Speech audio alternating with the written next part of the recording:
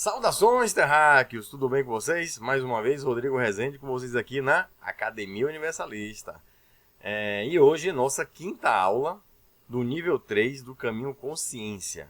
Se você, por algum motivo, chegou aqui de paraquedas, só ressaltando que isso aqui faz parte de um curso totalmente gratuito, como tudo nessa iniciativa, que é o curso do Ciência Universalista, que está no site cienciauniversalista.com.br ou aqui nas playlists do YouTube. Então, estamos na nossa quinta aula do terceiro nível do Caminho Consciência, beleza? Então, vamos lá. Avatares. Quando você escuta a palavra avatar, ou os grandes avatares da humanidade, o que é que você imagina? O que é que a gente pode aprender em relação a isso? O que é que podemos analisar e qual seria a correlação com o nosso estudo aqui do Caminho Consciência? Mas antes, vamos ler um pouco sobre a palavra avatar. Ela significa manifestação corporal de um ser superpoderoso, na religião hindu. Avatar é um ser supremo, imortal. A divindade Vishnu, que é adorada pelos hindus, tem muitos avatares e já sofreu, segundo eles, muitas encarnações. Avatar vem do sânscrito avatara, que significa descida de Deus, ou simplesmente encarnação. Qualquer espírito que ocupe um corpo de carne, representando assim uma manifestação divina na Terra.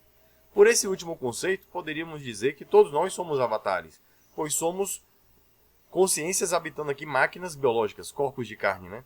Quando a gente vai criar um bonequinho que representa a gente em uma rede social, criamos um avatar. Então, os avatares seriam manifestações de consciências que, em um outro sentido aí mais divino, trouxeram tantas modificações para a sociedade que, em algum momento, foram consideradas divinas ou consideradas a própria divindade, né? Então agora vamos dar alguns exemplos. O nosso foco hoje não é citar exemplos só de avatares, mas sim entender uma característica em comum e o que é que a gente pode trazer de aprendizado do que essas grandes personalidades tinham em comum e o que eles vinham fazer aqui, tá? Então, trazendo alguns exemplos na história, podemos falar aí de Sócrates, que viveu de 469 a 399 a.C., filósofo grego, que uma grande característica dele foi a sua coragem.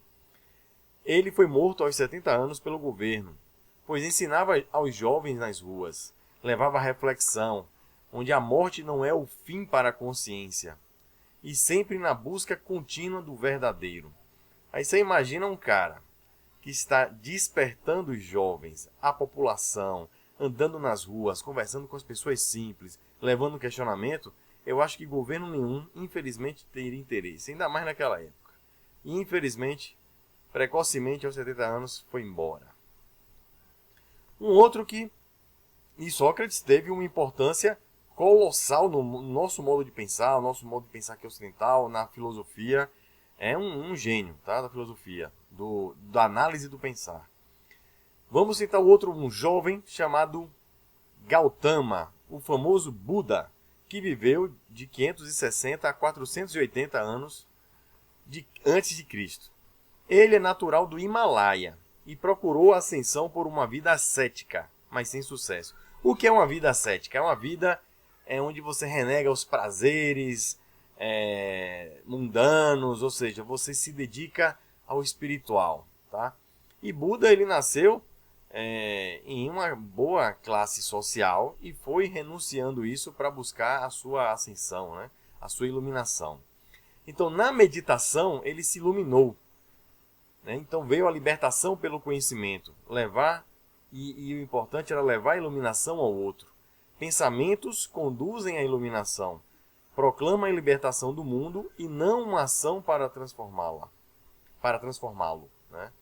Ou seja, ele já tinha a ideia de que os pensamentos que conduziam à iluminação. Então não era só uma questão de acreditar em algo. Você tinha que pensar, você tinha que meditar, você tinha que se encontrar, né? E essa questão de abdicar dos prazeres, de reclusão, enfim, é algo bem complexo e que vamos falar sobre isso mais para frente, tá? Confúcio viveu de 551 a 479 anos antes de Cristo, tá? É uma história muito incerta, O saber da antiguidade era seu profeta. A aprendizagem da tradição não é eficiente ou adequada sem o respeito às normas morais que asseguram a boa convivência. O mero pensamento é como um nada. A salvação reside no conhecimento que influencia a realidade. Confúcio, ele já coloca algo um pouco diferente em relação ao Buda, né? Ele mostra o seguinte, olha, pensamento por pensamento e nada é a mesma coisa. Você tem que converter o pensamento em ações, em conhecimento que vão realmente transformar a sociedade, né?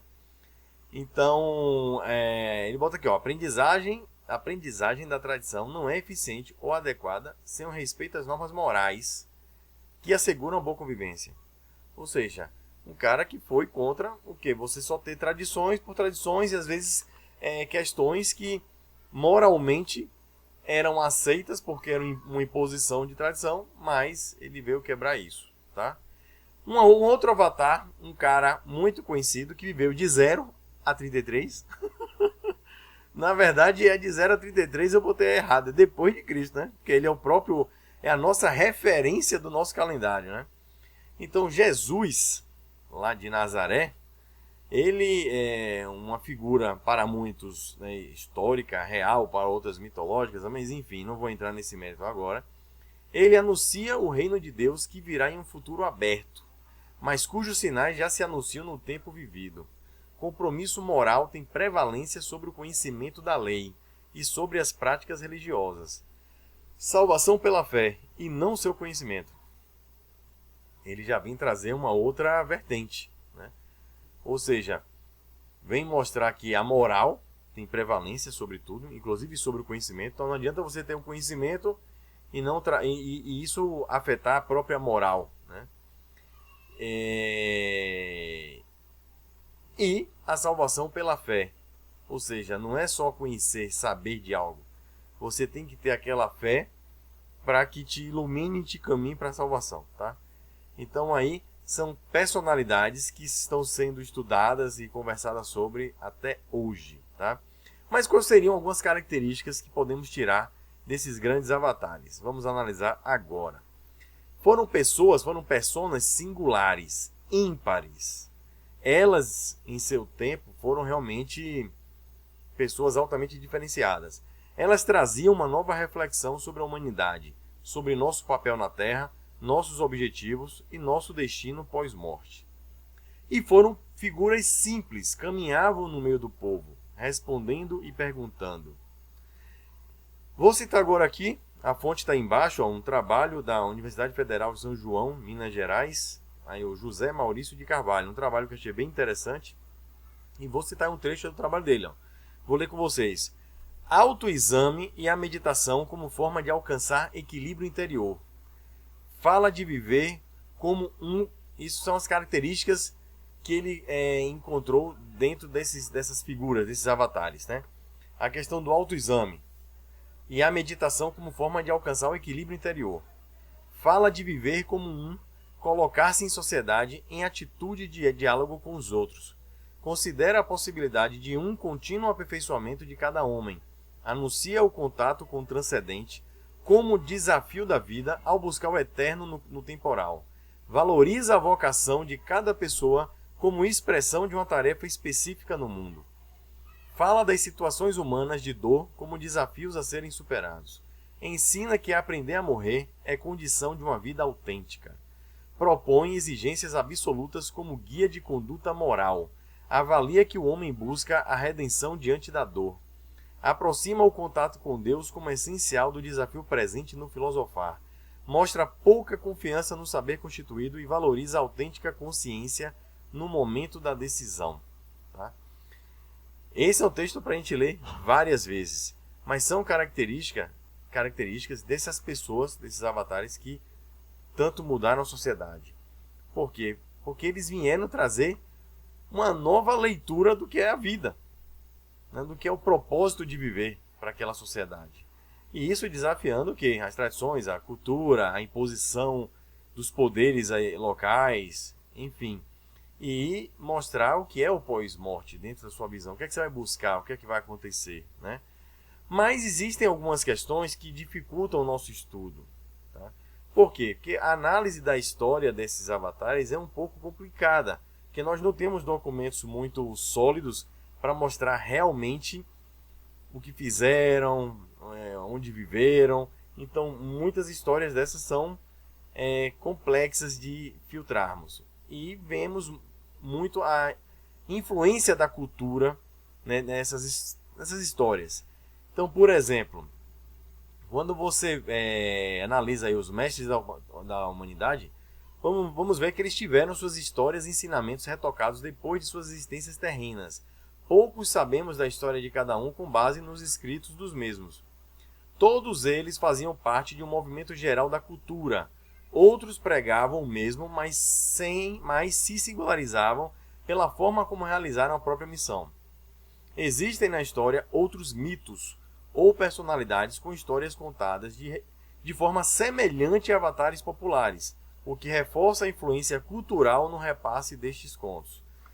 O que é que quer dizer com isso? Nós conhecemos essas personalidades, mas tenhamos certeza que outras personalidades contemporâneas a elas também traziam pensamentos interessantes ou até mesmo semelhantes. Mas por algum motivo, aquela personalidade teve uma relevância. E como ele fala aí, às vezes pelo momento, pelas pessoas que eles influenciaram, que encontraram, pela didática, pela acessibilidade, enfim. Então tiveram sua relevância, óbvio, mas não foram pessoas que tiveram o conhecimento total oriunda delas, né? Ou seja, muitas informações, muitas lições que foram passadas, vimos que está completamente imerso na cultura, inclusive daquela época, tá? Um exemplo aí, quando a gente fala da figura do Jesus, já vindo agora aqui mais para o Ocidente, mais contemporâneo, Jesus é uma figura que até hoje se debate se é uma figura histórica ou não, né? Porque Jesus não era um nome tão raro, era um nome relativamente comum, e existem muitas narrativas sobre a história de Jesus diferentes, e uma característica é alguma semelhança entre história de diversos avatares, como por exemplo Horus no Egito, Mitra na Pérsia, Dionísios na Grécia, Atis na Grécia também, Krishna na Índia e o próprio Jesus. Sendo que essas semelhanças também algo muito difícil de se comprovar bem certinho. Por quê? Porque muitas semelhanças dessas foram aferidas a essas personalidades anteriores depois da grande revolução do cristianismo. Então a gente já não sabe até que ponto, né, houve essa influência cultural cristã para recontar as culturas antigas. Mas alguns traços realmente nós podemos trazer das culturas antigas. E, por exemplo, olha que interessante essa estátua, né? Salvo engano, é de Ísis alimentando Horus, se me falha a memória. E o que tudo indica, uma mãe virgem alimentando seu filho. E depois temos aí uma imagem de Maria, uma mulher virgem alimentando seu filho. Então, assim, existem muitos traços parecidos entre os avatares que nos lembram aquela lenda do herói, né? Aquela jornada do herói, aqueles traços míticos que vão definir a verdadeira jornada do herói, do vilão, do mocinho, do bandido, da revolução. Então, existe muita influência. E a gente nem falou aí da Suméria. Mas a Suméria, até antes do Egito, vimos no caminho social, aqui na Academia Universalista, como as mitologias elas estão integradas. Como existem elementos semelhantes e influenciados aí dentro de todas as mitologias, as histórias recentes, e isso vindo lá da Suméria, tá? Que é um dos povos mais antigos que nós temos conhecimento, sendo que os próprios sumerianos atribuíam coisas a povos antigos, né? Então existe a história, da maneira como ela foi repassada, existe uma mistura muito grande de ideias. Então hoje é praticamente impossível você definir exatamente o que veio desses grandes avatares na sua nuance, tá? Então a cultura, ela sempre é muito presente nesses avatares, mas é muito interessante estudar essa integração das mitologias, tá? Por isso, vão lá para o caminho social, beleza? Então, seguindo, nós temos aí verdadeiras lições atemporais. Deixa eu beber uma aguinha. Vamos lá. Lições atemporais. O fantástico dessas personalidades é a imortalidade de suas presenças na humanidade. E realmente, até hoje, nós estamos falando de personalidades que têm milhares, centenas, dezenas de anos. Imagine estarem contando seus feitos há milênios em uma sociedade. É algo realmente notório, de fato. A humanidade sofre grandes influências que a impulsionam na sua evolução, trazendo junto a esperança de um futuro melhor, seja aqui com as revoluções morais ou em outros planos da realidade, sendo o homem em sua autorreflexão o salvador de sua alma, com a concretização de seus atos em um novo modo de moral. Olha, praticamente todas essas pessoas, elas vieram trazer uma mensagem de liberdade, onde você mesmo, com a sua autorreflexão e trazendo conhecimento, não só o conhecimento, a ação, a boa ação, a ação que pode mudar a sociedade, respeitando uma boa moral, a ética, você estaria no caminho da evolução. E não necessariamente alguém veio dizer o seguinte, ó, você precisa me seguir, ser meu seguidor, se você só vai ser salvo assim. Isso foi atribuído pelos fã-clubes ou pelos poderosos que criaram as massas de manobra e que geram até hoje as hierarquias de poder e que, enfim, caminho social, vamos lá que a gente fala sobre isso, né?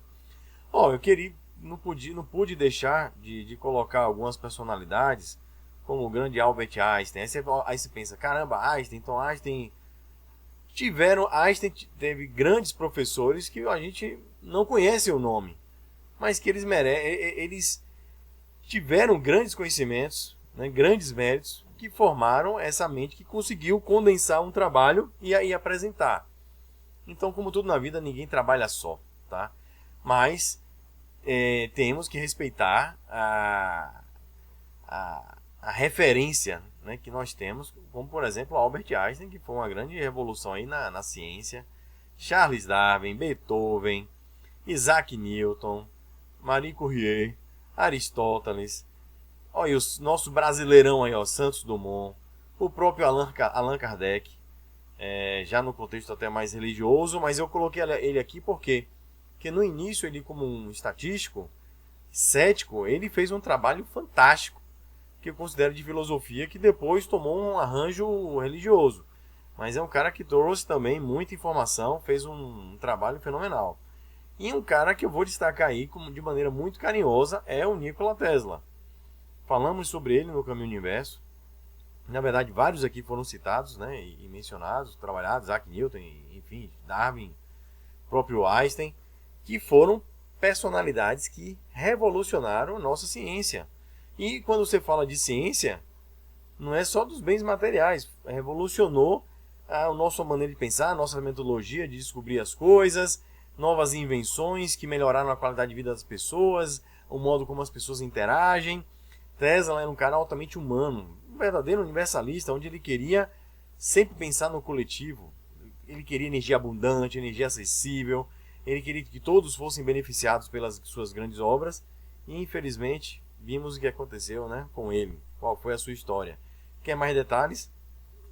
Na Academia Universalista, Caminho Social. Tá? Eu acho que foi o Social 2, eu não lembro agora de cabeça.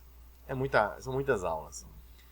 Mas figuras que realmente elas se doaram demais para buscar algo que seria de proveito da humanidade. Tá? Isso aí no campo da música, da ciência, da filosofia, da religiosidade, da espiritualidade, enfim, tá? Então, figuras aí sensacionais. Temos que respeitar os grandes avatares da humanidade. E são lições realmente atemporais. Agora, partindo para uma análise do que seria a cosmoética. Tá? Essa frase eu acho incrível. O estágio mais elevado da complexidade é a simplicidade. Depois do caos, o equilíbrio. Depois da vida, a ascensão. Depois do orgulho, a humildade. Somos consciências multidimensionais, fractais, coexistindo neste e em outros planos da realidade. Com isso, nosso conjunto moral precisa buscar uma universalização, na qual chamaremos de cosmoética, como dizia o conhecido Valdo Vieira, da parapsicologia. Essas palavras foram minhas, mas esse termo cosmoética eu peguei emprestado desse CEO barbudo aí, que já faleceu, já está em outra dimensão, mas que trouxe muito aprendizado, muito conhecimento para as pessoas, tá? Dentro da conscienciologia. A ética, um grande conjunto de valores morais, é mutável por questões culturais, mas elevando o pensamento ao universal, filtraremos condições que permeiam qualquer sociedade.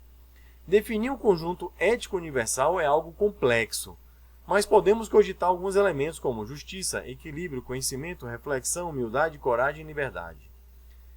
E essa frase aí do Código de Ética Extrafísica de Valdo Vieira é bem simples e muito interessante. Só se permite errar por ignorância, jamais por má intenção. Cara, o cara resumiu bem uma ética universal, né? Então, nós já estamos aí já caminhando para o final do nível consciência, do caminho consciência, né? E vimos um pouco do que é a manifestação da consciência, o que é consciência, os multiníveis de realidade, a própria questão da consciência fractal. Então, os caminhos, né, da informação, do pensamento. Então vimos que estamos absorvendo muita informação e emanando também. E estamos vivendo diversas eras, diversos locais, mas sempre precisamos mergulhar para dentro na autorreflexão. E no momento que a gente for expandir, precisamos expandir sempre para um universo, para uma escala universal. E aí nesse momento você começa a buscar o que? Cooperativismo, você traz uma visão empática do mundo, você traz justiça, você traz liberdade, ou seja, na maneira que você universaliza seu pensar, você vai buscar sim o caminho da evolução, tá? E caminhando um pouco mais na cosmoética, vou citar aqui agora uns carinhas que são caras que eles tiveram grandes expressões universalistas que, como todo universalista, ele é aquela pessoa que já saiu do egoísmo. Ele não pensa mais em si só. Ele pensa em algo macro, ou seja, no coletivo. Tá? Então é impossível um universalista ser egoísta. Isso aí é contraditório. Então Leonardo da Vinci, eu sou fãzão desse cara, eu sou fã desses caras todos. Mas Leonardo da Vinci tem uma biografia incrível, tá? Ele era um cara genial. Ele era genial, e o genial dele é porque ele não era genial em uma área. Ele era genial em todas as áreas. Esse cara realmente é fora de série. E se ele nascesse agora, seria tão genial quanto, tá? E ele se destaca pela busca pelo conhecimento e pela verdade, que ressoam com princípios universais de compreensão e apreciação da experiência humana. Ou seja, o cara era tão universalista que ele se jogou na biologia, na medicina, na física, no desenho, na pintura, tudo que era expressão humana, que era conhecimento humano, o cara se jogou e o cara foi gênio na engenharia, gênio em tudo. Então é um cara que precisa ser muito bem estudado, tá? Outro cara, uma grande personalidade, um grande avatar aí, foi o filósofo Aristóteles, que acreditava que o conhecimento deveria ser sistemático e abrangente, conectando diferentes disciplinas. Sua abordagem empírica e seu método de investigação influenciaram profundamente o desenvolvimento do pensamento ocidental, estabelecendo as bases para a lógica formal e a metodologia científica. Sua obra abrange desde a metafísica até a biologia, refletindo uma visão integrada do conhecimento que busca compreender o mundo em sua totalidade. Ou seja, resumindo aí, mais um avatar de grande expressão universalista. E se você parar para analisar, a maioria deles, se não todos, tinham essa expressão universalista que buscava o quê? Integrar o conhecimento, e eles desenvolviam obras incríveis, tá? E a gente está vendo até hoje qual é o impacto disso na sociedade. E quando falamos de Buda, né, foi algo que eu não comentei, e que outros pensadores defendem uma visão diferente, e eu também, onde a ascensão espiritual, a iluminação, para mim não tem nada a ver com você abdicar dos prazeres carnais, dos prazeres mundanos, da vida terráquea. E se estamos aqui, é porque precisamos aprender o aqui. E não é você ter a capacidade de abdicar, de fugir dessa experiência, que você vai ascensionar. Muito pelo contrário, você vai fugir na minha visão. Então você não precisa abdicar. Você pode transcender na matéria, você pode transcender na vida mundana, tá? Mas o quê? Com a mente mais aberta, não apegada só ao materialismo, ao fútil. Mas também não significa que você tem que se enclausurar e ficar careca e não poder usar um perfume, não poder usar uma joinha, não poder usar nada, porque você tem que se abdicar de tudo da experiência, tá? Então eu particularmente também não concordo com isso. Eu acho que, como essas grandes pessoas, vocês têm que ter coragem, virtudes ali como humildade, conhecimento, para quê? Para fazer uma viagem interna, fazer uma viagem externa, que é a busca do conhecimento, e aí sim trazer uma revolução para você, que vai te ascensionar, e em consequência para aqueles que estão ao seu redor. E aí, dependendo da sua dedicação, do seu trabalho, da sua capacidade, esse impacto pode ser em escala global, como foram essas mentes aí. Então, seguindo aí, ó, o Immanuel Kant, filósofo mais contemporâneo, que ele fala, ó que ele cita: age como se a máxima da tua ação fosse para ser transformada, através da tua vontade, em uma lei universal da natureza. Pô, isso é uma expressão universalista fantástica. Por quê? Vamos ver novamente, ó. Quando você for fazer algo, né? Imagina que essa ação, algo que você queira fazer, leve isso, tente transformar isso em uma lei universal, ou seja, isso que eu quero, isso que eu busco, isso que eu acho certo, errado, justo ou não, não só para mim, transforma isso para todo mundo, certo? E aí você vai ver se vai ser bom para você, né? Então é uma expressão bem interessante. Peguei esse textinho aí também, ó, da Associação Internacional do Centro de Altos Estudos da Conscienciologia, que eu achei bem interessante, que ele mostra assim, ó, o universalista, ele respeita crenças filosóficas desde que não atentem contra a dignidade humana. Não apoia fanatismo em qualquer forma, nem sendo dogmático ou sectário. É inadmissível ser influenciado por outros em suas próprias crenças e opiniões. Deve-se tentar descobrir a essência de tudo e a verdade de cada um. Aí, ó, uma grande expressão também do que é o pensamento universalista, né? Um outro avatar que eu queria comentar aqui é o Ramatiz, um espírito aí de origem oriental, que se manifesta dentro de alguns autores, inclusive um aqui brasileiro, que Ercílio de Moraes, esqueci o nome dele agora, tá? Onde ele coloca aqui, ó, que a verdadeira religião é aquela que ensina o amor, a caridade e a fraternidade entre todos os seres. Olha o textinho aí no chat GPT. Ramatiz pode ser considerado um universalista em sua filosofia. Seus ensinamentos enfatizam a unidade de todos os seres, a interconexão entre as pessoas e a importância de valores como amor, compaixão e respeito. Ele propõe que todos estão em um processo de evolução espiritual, independente de suas crenças ou origens, o que reflete uma visão universalista da condição humana. Além disso, Ramatiz aborda a ideia de que a espiritualidade deve transcender fronteiras religiosas e culturais, promovendo um entendimento mais amplo sobre a vida e a coexistência pacífica. Essa perspectiva universalista é central em suas mensagens, buscando a harmonia e o progresso coletivo da humanidade. Ou seja, ele é um cara que coloca a ciência junto com a espiritualidade e que coloca isso completamente fora do âmbito religioso e começa a trazer que o estudo da naturalidade ela é diferente, porque ela está no físico e no metafísico também. Então Ramatiz é um cara que eu tenho alguns livros, inclusive um que eu tenho até que terminar, e é um cara que eu acho, ó, recomendo bastante, tá? Mais um que eu não poderia deixar de comentar foi o Giordano Bruno. Giordano Bruno é frequentemente considerado um pensador universalista. Ele defendia a ideia de um universo infinito, habitado por múltiplos mundos e seres, o que desafiava as concepções limitadas da época. Inclusive, foi o que fez ele morrer queimado na fogueira.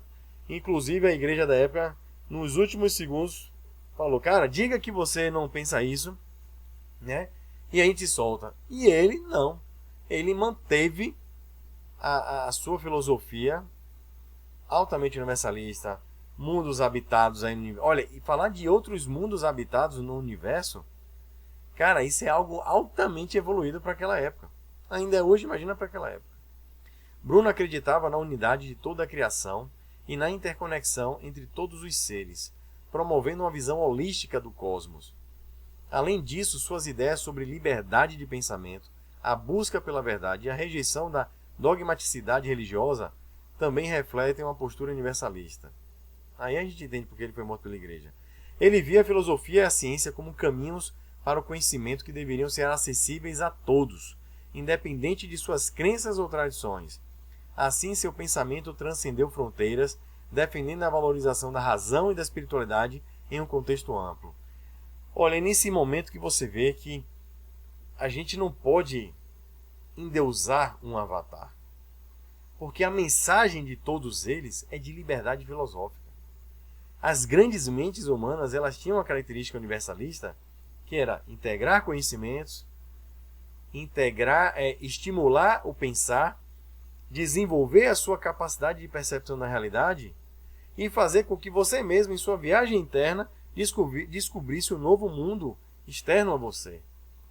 Então isso é algo altamente bonito, é um gesto de amor absurdo e que vai levar a liberdade da população e uma busca universal, de uma ética universal, de uma cosmoética, ou seja, além de você transcender, você vai desenvolver uma sociedade mais justa. Então, todos eles têm a expressão divina, se a gente analisar dessa forma. Todos nós, que somos avatares, ou seja, consciências em corpos aqui de carne, né? Todos nós estamos trazendo a centelha divina. E essas personalidades também. Então não adianta você só endeusar em uma, focar em uma só, porque vimos que existem contextos culturais, contemporâneos. Nós precisamos aprender sobre tudo, sobre todos. Então nenhum deles, nem o próprio Jesus, que é nosso mais contemporâneo, né, a sua expressão, nem o próprio Jesus falou: olha, quando ele falou eu sou o caminho, a verdade e a vida, não é você só vai me seguir. Ele falou assim: ó, preste atenção no que eu estou falando. Eu sou o caminho, preste atenção no que eu estou falando. Aí o que é que ele fala? Ele fala justamente que você não deve ser exatamente o que a maioria das pessoas dos avatares falaram, que você deve buscar o seu caminho, que você tem a capacidade de você se desenvolver, que Deus está dentro de você, etc, etc. Tá? Então nessa cosmoética nós vamos ver o seguinte, que nós somos seres em intercâmbio sideral e multidimensional. Nós somos realmente verdadeiras consciências cósmicas. Mas vimos também com esses avatares que nós precisamos aí, ó, de coragem, humildade e conhecimento para atravessar esses eventos horizontes e conseguirmos assim dar mais um passo na evolução. Não começamos na Terra, não vamos terminar no planeta Terra. Somos seres aí que já habitamos e vamos habitar diversas partes do cosmos. Além disso, diversas dimensões, tá? Inclusive, coloquei essa cena aí do filme Nosso Lar, onde eles se locomovem através de... Eles chamam de aeróbus. Eu chamo de disco voador mesmo, irmão. Espaçonaves aí, ó. Ah, o próprio Jesusão aí, ó. Quando ele foi para casa. Você acha que ele foi voando, entrou na nuvem e acabou? Não. Né? Enfim, inclusive o próprio avatar Jesus, vamos ver uma semelhança muito grande a outros avatares. E de repente essa consciência que chamamos de Jesus, de repente ela veio na Suméria, de repente ela veio de outra parte do cosmos, e de repente se aterrizou, se fez presente com outro nome na Suméria, de repente se fez presente no Egito, se fez presente na Grécia, se fez presente em uma porrada de lugar, no Oriente Médio, e de repente essa consciência é a mesma em todos esses avatares e continua aqui no planeta Terra, não necessariamente na nossa dimensão, mas coordenando algumas ações aí, algumas coisas dessa sociedade. Então, não só Jesus, como diversos outros outras consciências que de vez em quando mergulham em outras dimensões para levar um aprendizado, né? uma lição e uma nova revolução. Tá? Então, tenham na mente de vocês que os avatares são seres que vieram trazer a liberdade. Então não se aprisione a nenhum. Busquem em vocês a essência de um avatar que você também é. Então faça o seu melhor aonde você estiver, com sua família, na sua sociedade. Leve o seu melhor, mas para isso mergulhe dentro de você como você nunca fez. Você precisa, antes de tudo, se conhecer e todos os dias você vai conhecer um pouquinho mais do que você é. Para aí sim você poder se tornar uma potência de paz e quem sabe se tornar um avatar e ser um avatar na sua família, um avatar no seu trabalho, na sua cidade, enfim, na galáxia. Tá bom? Então, gente, essa foi uma aula falando um pouco sobre os avatares, trazendo um pouco sobre esses elementos que são comuns entre eles, e vamos ver que existem muitos avatares aí e que a gente muitas vezes não dá o devido crédito, tá? Mas, como sempre digo, a viagem do conhecimento continua. São muitas as informações. Cada avatar desse aí merecia uma aula. E a gente faria aí, acho que 500 aulas só de grandes figuras que de alguma forma impactaram muito a sociedade.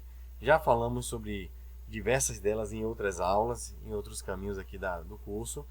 Mas hoje espero que vocês tenham pegado um pouco dessa visão, dessa essência do que devemos extrair dessas grandes figuras, tá? Do que devemos extrair e levar para o nosso coração, beleza? Inclusive, quando Jesus falava de fé, a fé que você deve ter é no divino que está dentro de você mesmo. E nisso você vai ver como você consegue se libertar, beleza? Gente, grande beijo, grande abraço, fiquem com Deus, fiquem com o universo, fiquem com quem vocês quiserem, mas como eu sempre digo, desejo humildemente que vocês fiquem em paz, tá bom? Gente, obrigado pelo carinho de sempre. Deixe seu comentário, se você gostou, compartilhe para os amigos e convide mais pessoas aqui para a iniciativa do universalismo, que eu acredito que vai fazer muito bem a todos nós, tá bom? Grande abraço, valeu, tchau, tchau.